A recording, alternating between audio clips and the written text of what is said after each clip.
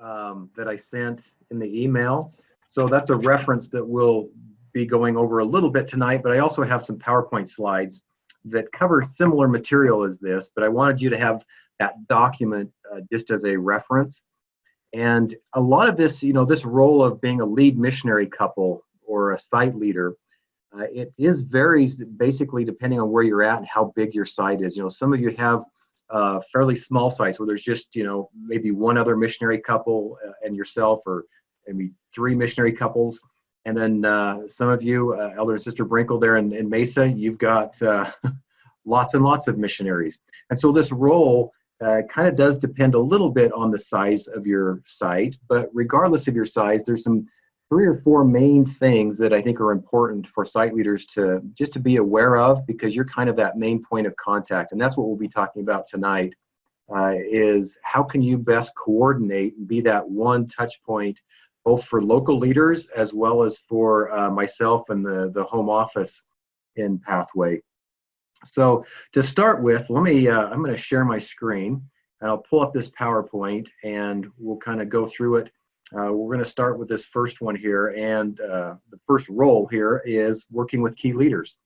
And I'm going to call on Elder and Sister Birch. They're going to jump in, whenever you feel appropriate. You've got some great insights to share with us. Feel free to jump in. And if there's any questions as we go along, just feel free to unmute yourself and jump in anytime as well.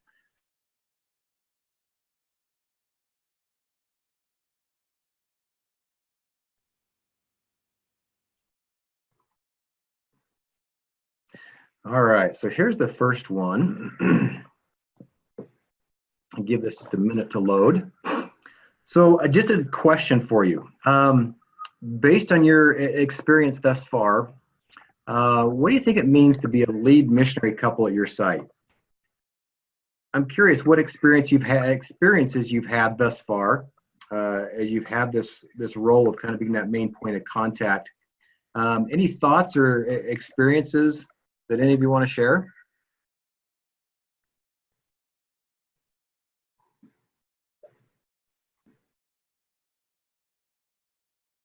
This is Elder Dines. I mean, to me, it seems like we have 3 couples at our site. I needed to coordinate who's going to go where as far as doing recruiting and presentation so that we're not overlapping each other. Good. Yeah, that's a very big part of it, is that coordinating the finding efforts and recruiting efforts. So that will definitely be a big part of it. Elder Birch and Sister Birch, anything to add to that? Just a high level, if you could summarize it in just a few words, what does it mean to be a lead missionary couple? Well, I was going to say exactly the same thing Elder Dines just said. That was the biggest transition we probably saw from going from a missionary couple to being site leaders, was the coordination around expanding that role, learning who the various stake presidents were, who was going to be responsible for recruiting in which areas, helping people to understand what does that recruitment process look like, because there are so many different ways that you can interact with either a ward council or with or with a Relief Society group, and just learning what is the best way, and understanding from the priesthood holder's perspective, how can we best be utilized, and helping to pass that along to the missionaries that will be doing those visits. The other part of being a site leader, though, is finding yourself in a real teaching position. You go from being a missionary couple who's responsible usually for Thursday night every night or every week, to really being responsible for helping those other missionary couples understand their roles and what they need to do, and how to do the lessons, and how to help the students and learn the whole Pathway program. It's quite overwhelming, actually, for new missionary couples.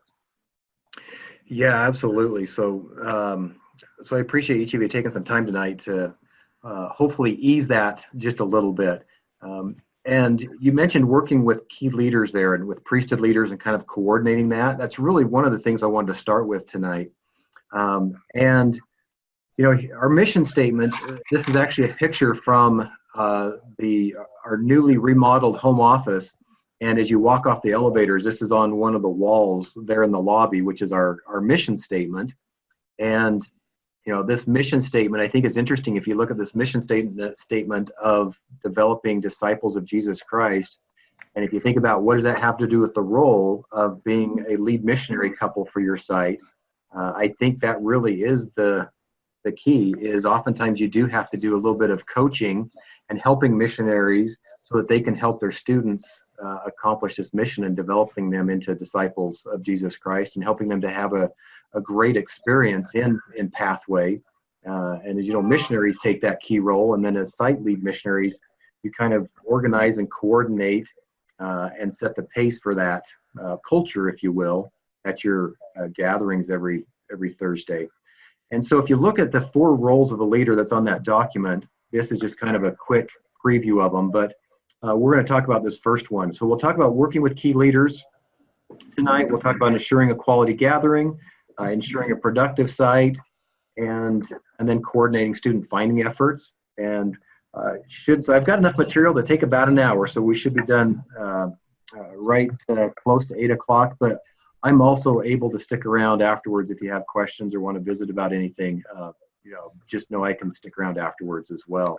But let's talk about this very first one here, working with key leaders and what that really means and who these key leaders are. So that's the first question, is who are they? And here's kind of some of our more common partners that we work with is, priesthood auxiliary leaders, institute directors, self-reliance services. We're beginning to work with them more and more.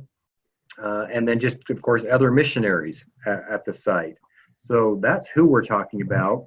And another important question, too, is just why. And I think here's the answer to the why, is that positive relationships, as we have these relationships with these key partners, it allows Pathway to really serve our students better. And that really is the key. The more support, and you've probably seen this many times over, the more support we have, the more students we're able to find, and the more effective we are both with our current students as well as future students. So I want to talk just kind of some best practices real quick on these priesthood and auxiliary leaders and how we can be viewed as a blessing to them rather than a burden. That's the last thing we want to do, is see a priesthood leader see us coming down the hall as missionaries and run into their office and run the other way and close the door. And so this, many of you have probably seen this from previous zone conferences, but I love this analogy of the dump truck. If we likened ourselves to a dump truck, how would we want to be perceived? Either as something that brings in a load and dumps, or a truck that takes a load away and lightens their burden. And so, of course, we want to be seen as lightening the priesthood and auxiliary leaders' burdens. And so here's just some best practices to be aware of that may help us do that as we're working with these key leaders. First one is just counseling with the agent stake president and being able to be a kind of a sounding board for them, and rather than taking problems to them, it's really just counseling us and having their counsel. And then also coordinating with whoever they've designated to kind of be the Pathway representative, whether it's a high counselor or one of their counselors. Maybe it's even somebody on the stake self-reliance committee. I don't know if that happens a lot now, but I can see in the future that happening more and more as those stake self-reliance committees become probably a touch point for us. And then also just coordinating that process for reporting to those local leaders. How often do they want us to follow up with them and give them information on number of students and how the site's doing? And then that fourth one there, just sharing student successes and student stories, not over communicating, being brief and to the point. And then, as you already know, being a missionary, number 6 is kind of the key, just offering to do the legwork and doing all that heavy lifting, and then just keeping them in the loop as needed and going to them for counsel when there is a particular issue or challenge. Let me talk about Institute for a minute too, because Institute's one of our other key partners. And as I brainstorm some ideas, I think there's a few things maybe that we could keep in mind for how to even strengthen that relationship with Institute even more. So with Institute, as you look at best practices, I think regularly counseling with those institute directors about struggling students, because if they're struggling in pathway, chances are they're probably also struggling in institute and in their institute class. So it may be a good chance to partner together about specific students and how we can help them. Also inviting them to any kind of special pathway events. If there's anything that you know about, just inviting them to those, and including them in our new student finding efforts, because I know that they're finding students every year too. You know, they want to fill their institute. Of course, we want to fill our pathway classes, and so we're kind of basically doing the same thing, and it may be advantageous for us to kind of continue to partner with them on that. And then this last one, leave no trace when we do use institute buildings or any of our ward buildings, but especially institute and seminary buildings. Any ideas on what that means? Leave no trace? Actually, before you go on that one, Mike, I'm going to jump in for just a moment on that one, because there's the institute director, but that's not always the same person necessarily as the institute instructor. And we found by building that relationship with that institute instructor, because he would hear things, he or she would hear things in their session that we may not have heard. And if we maintain that communication back and forth, it really helped to build the relationship with the students by partnering effectively with that instructor as well. That's a great point. Any thoughts, any other questions or thoughts about partnering with Institute and working with them a little more closely? Hey, Michael, this is Elder Dines again. One of the things that our Institute director has instituted, every week she puts out an Institute newsletter, but she includes along with that newsletter anything and everything that I can provide to her about pathway, like dates of the semester starting and stopping. She, in her newsletter, she has pictures, and she'll identify whether these students are a part of pathway or not. And so she wants to make sure that everything about pathway that applies to them can be put in this newsletter that she puts out. Oh, that's great. And is there anything that we could do as from a pathway standpoint to even assist her more in that? Could I do this? Maybe I could forward you one of them and you could look at it. And I thought she's really tried to be very on top of all of the different dates and things that are needed to be in Pathway Connect and so on, but I'd be happy to forward one of those to you and you could look at it and maybe it would trigger something. At the moment, I can't think of anything. Yeah, I would love to see it. It reminds me in Las Vegas, our self-reliance services manager in Las Vegas sends out a monthly newsletter to all the stakes and the stake self-reliance committees. And oftentimes they'll put a little blurb about Pathway in that newsletter that goes to the state committees. So this kind of reminded me something of that. So yeah, I would love to see an example of that. Okay, I'll get one to you. Okay, great. That's a great connection. One thing that we've done is when we get into in with the stake president and we try to get into a bishopric meeting, you know, when they meet once a month, we'll take the institute director with us because bishops are very, very concerned about keeping their, their people into institute, their kids. And they respond pretty well to institute being connected with us. Bishops do. If they don't know a lot about Pathway or they're trying to figure out different things for different people in their ward. So that's worked out pretty good for us as well. Yeah, that's a great best practice just to take them with you. I like that. Mm-hmm. Good. Here's another resource too, speaking of Institute, another resource that probably many of you are aware of, but if you're not, it's a good reminder that it's out there. And that is this Institute Pathway Frequently Asked Questions and Guidelines document.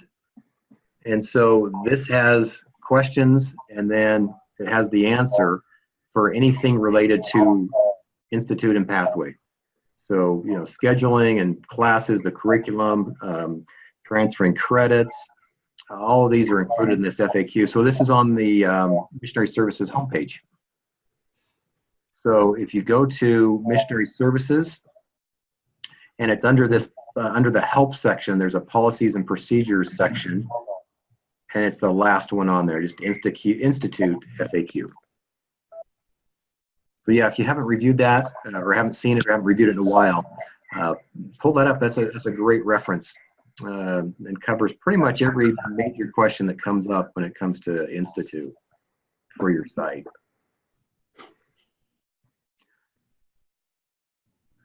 All right, good. Any questions before we move on to the second one?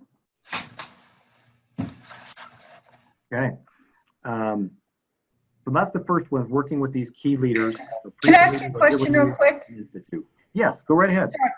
My name's Lynn Hazelwood in El Paso. So when we were talking about key leaders, okay, so when I was going back and looking, so we have people from Las Cruces, which is an hour away. We have people from Deming, which is 3.5 hours away. And so, and then we go out to Fabens and Clint, that's like an hour, hour and a half away. So after the meeting, maybe you can write this down. I just need to know where my boundaries are so I can go to each of those stake presidents when they have their bishops. I forgot the name of it, but I know I got it in my mind, that meeting that they have once a month, the welfare meeting. Yep, I can get that for you. Yeah, because my stake president didn't even know that our institute covered all of that area. I mean, our pathway program, because we have an institute in Las Cruces, right? But they don't have a pathway program. Oh, right, right. So yeah, you do get quite a few traveling in. So yeah, I'll get you that boundary list. All right, thank you very much. You bet. So let's talk about the second role of ensuring a quality gathering. And there's just a few best practices around this one that I want to talk about for a minute. And the first one is, what does it mean to have a quality gathering, and what are the best ways to accomplish that? So for this, I'm going to stop sharing my screen here for just a minute. We'll go back into Brady Bunch mode here for just a minute. So that is the question. In fact, let me have you kind of just jot this down. So I want you to jot this question down, because I'm gonna put you in a breakout rooms, and I want to talk about this together. Is what does it mean to have a quality gathering, and then how do you do that? So keep that question in mind. What does it mean to have a quality gathering, and how do you do it? And I'm going to give you 3 or 4 minutes to discuss this with some of the other missionaries on the call here. I'm going to put you into breakout groups. And so you're going to see a pop-up on your screen here in just a couple of seconds. And it's going to ask you to join a group, and just accept that invitation to join a group. And then you'll be in there with 3 or 4 other missionary couples. And just ask, kind of visit about that question. What does it mean to have a quality gathering, and what are the best ways to do that? And then I'll get us all back together again at the end of that. So make sure your microphones are unmuted so you can talk to each other. And I'll jump in and back and forth in between some of the groups as well. So give it just a minute here, and we'll all be in groups. Join.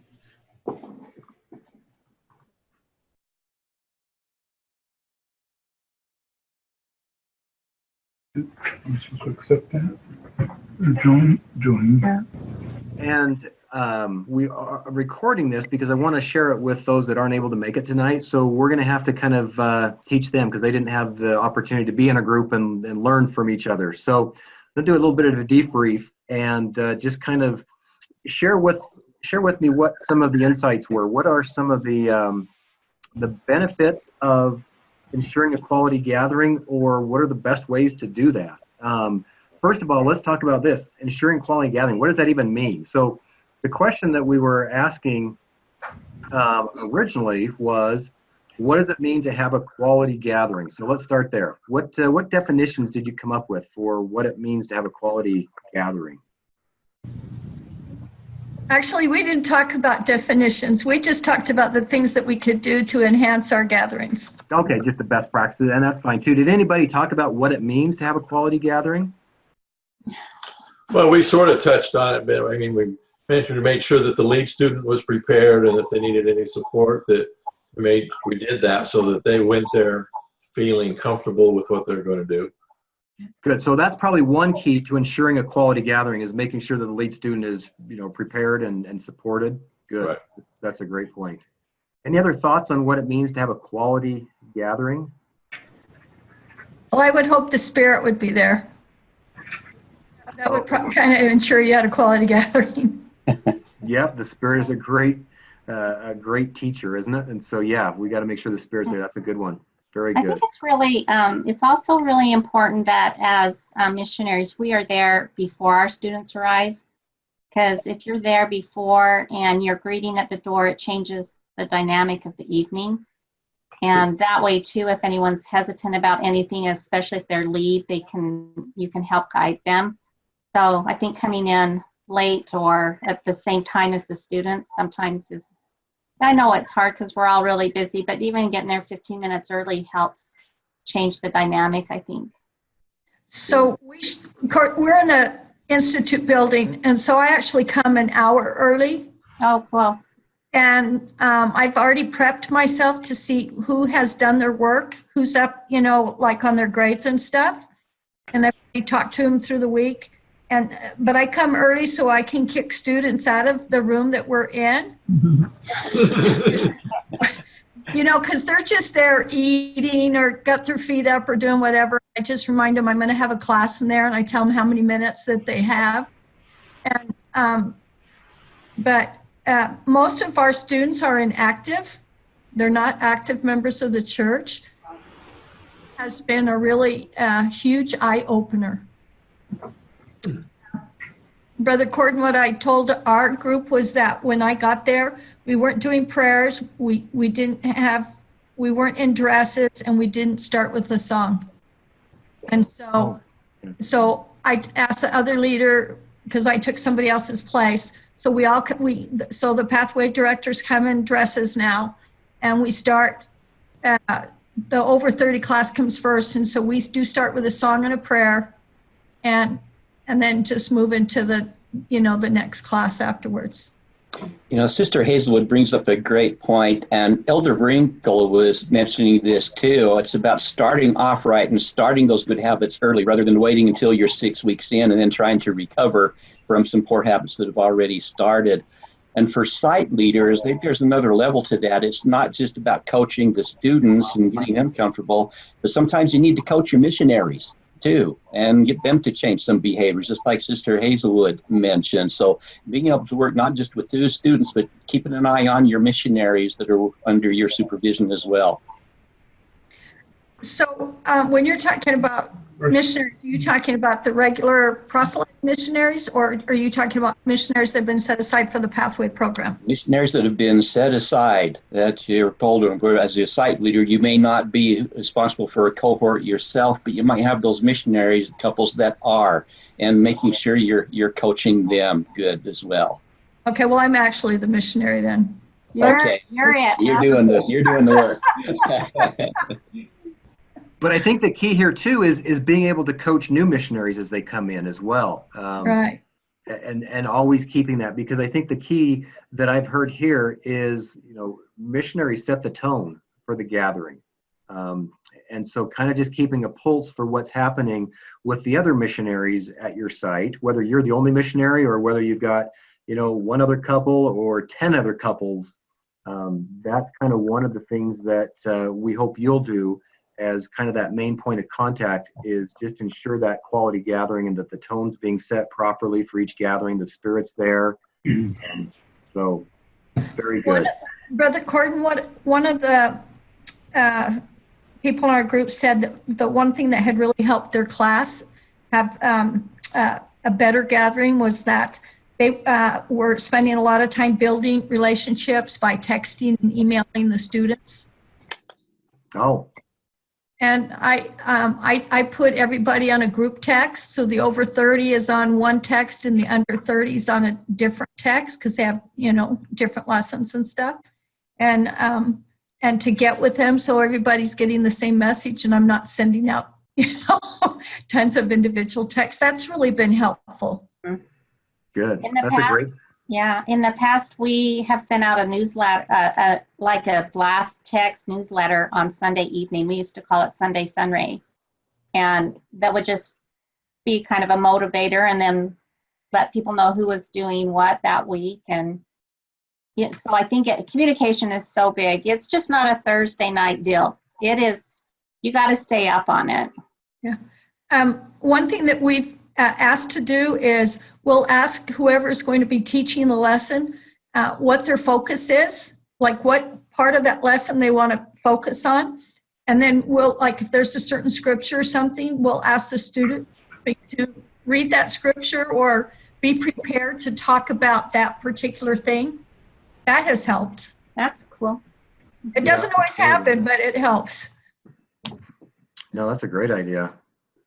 Any other ideas on best practices that you talked about in your groups for how to ensure a quality gathering?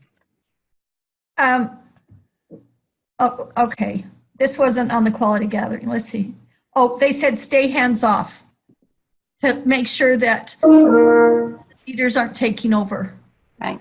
The students are leading and. Yeah, and that's really the key, I think, is to support the lead student and make sure that there is that, that balance that the lead student is being able to do what they need to do in teaching the lesson and facilitating that lesson, but we're there, of course, just to support them. That's great. What else? Let's see, Elder and Sister Taylor from Spring, Texas. What did your group talk about? Any best practices about ensuring a quality gathering that came out of your group? The one thing we shared with them is early on, I was thinking they did it, but we encouraged them to rotate. We have 31 and up students, and we encouraged them to rotate where they sat every week because we've got a U shape and things. And so they sit by different people, and it has really brought an additional unity because they've gotten to know everybody in class and different people in the class. And there's not, we saw initially the guys kind of clicked together here and the ones in the same ward here. And they have just taken that to heart and have just built a great love for each other because they changed where they sit and who they sit by.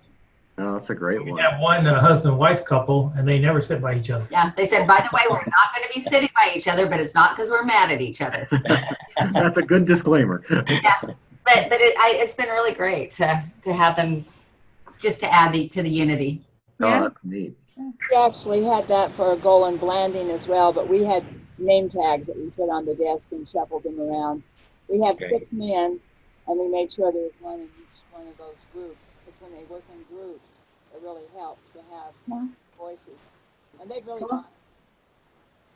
Good, and I think that does ensure the quality of a gathering by doing those. Let me share just a few things that we can add to the list here. Many of them we've already talked about, but I'll add just a few more here to the list. Let's see. The one I wanted to add was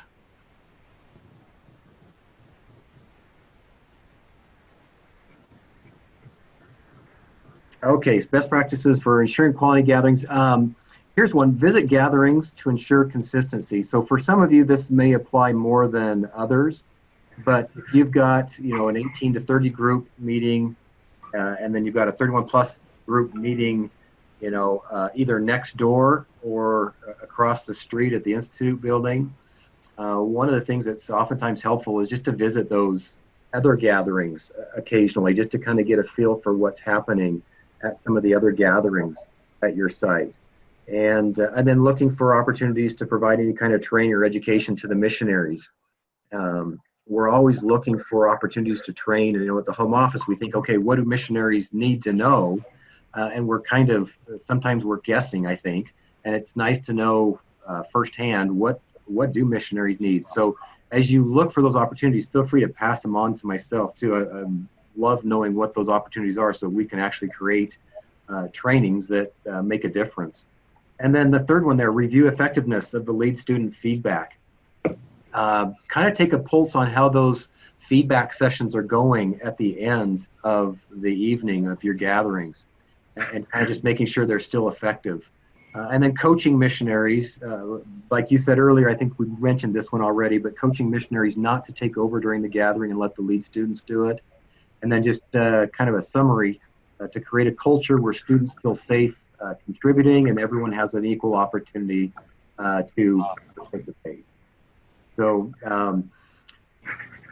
Elder and Sister Birch, anything else from your many years of experience as a lead missionary couple there at the Phoenix site? Anything else that you'd add to this list that we haven't talked about? I think we've pretty well covered it, Mike. Okay, very good. I thought I would just share with you maybe a few things that you might run into, hopefully not often, but occasionally some of these kind of things come up, and it's interesting just to ask yourself, how would you handle this as kind of the main lead missionary couple at your site? What happens if a missionary couple is arriving late or they periodically cancel the gathering just because?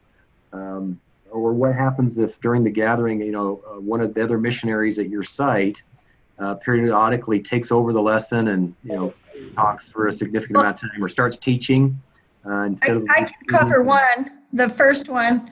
I actually had a breakdown in my vehicle. I did is I called the person who's calling. I took over, right? And they came in and led the meeting for me. Oh, great. Okay, so that actually happened to me, but I'm never late. That was a real rarity. We know things do come up from time to time.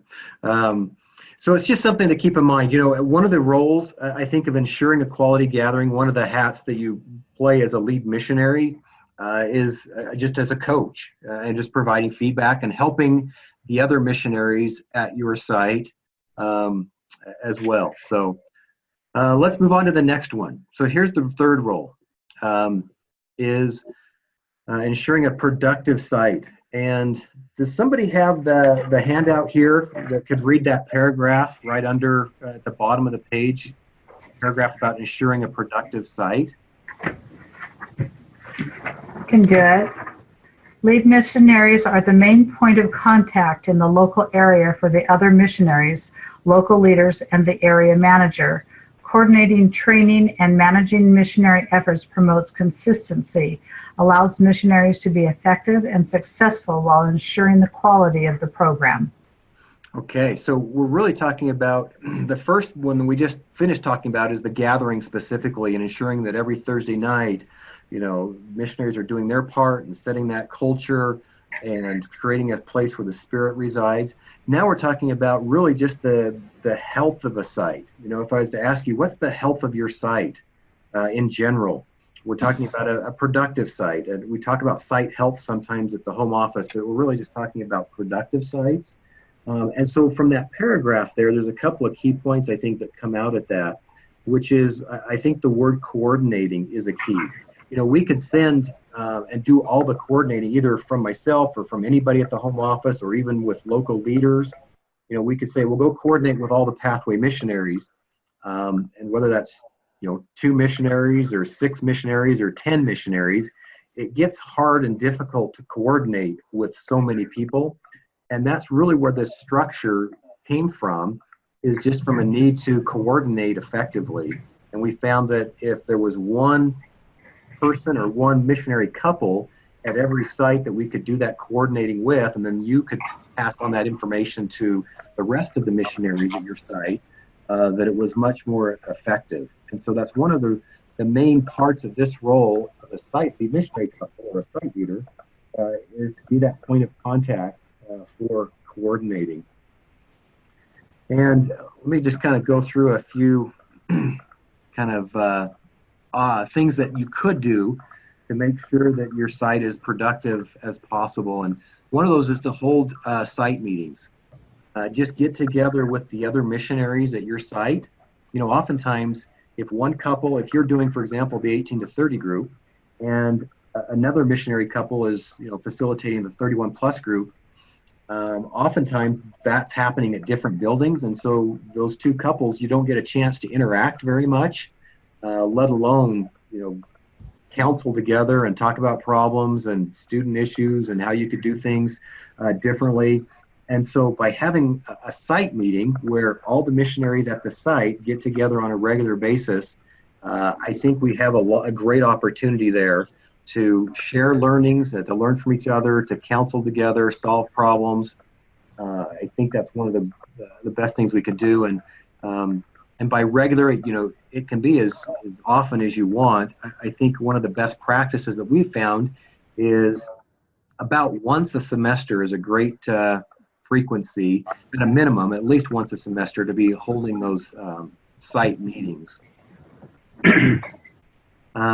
The second point there too is just to provide support and training to the other missionaries there in your area. We've talked about that one, and then also include counseling with me, or I'm kind of the middle point between the home office and the local, and so by being able to kind of coordinate and counsel with me when needed is also something that lead missionaries will do. And then just being the main point of contact, again, like we talked about, for coordination purposes. And this last one is, I think, important too, and just following up with new missionaries and kind of getting those new missionaries as they come onto your site, they come on board, the home office will train them and get them up to speed and get their name badges and make sure they're in the CSM system and get them access to the training modules so they can start learning about the role of a missionary. And then that transition that happens after their training is done from the home office to how do things really work, in the field. In my particular area, whether you're in Albuquerque or Texas or Mesa, wherever it is, whether it's a large area or a small site, how do things work here? And that's where I think we'll rely on you as site leaders to kind of take those new missionaries and just kind of fill in the gaps and customize them or basically orient them to how things work there locally. So any thoughts or questions on the best practices for ensuring a productive site?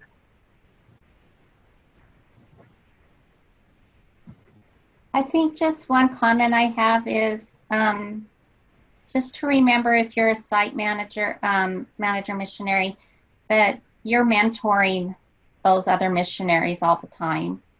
So listen to them too, because we learn a lot from the other missionaries, what's really happening, because you're not there every Thursday with them, or you may not be constantly with them. And so just, have that good communication. Yeah, that's great. Thank you.